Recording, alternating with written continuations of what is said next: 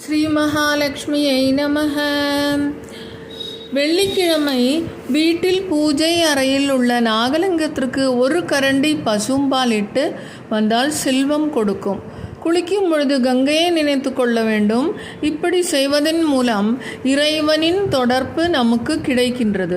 தூங்கும் பொழுது ஆஞ்சநேய சுவாமினை நினைத்து கொண்டு தூங்கினால் கெட்ட கனவு வராமல் நல்ல தூக்கம் கிடைக்கும். வெள்ளி விரதம் அல்லது சந்திர சூரிய விரதம் இதை காலை மாலை எப்பொழுதாவது சக்திக்கு ஏற்றவாறு செய்ய வேண்டும்.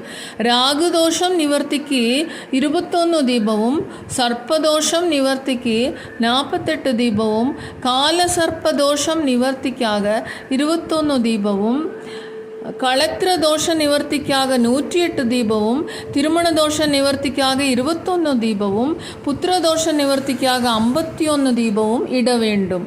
ஸ்ரீ மகா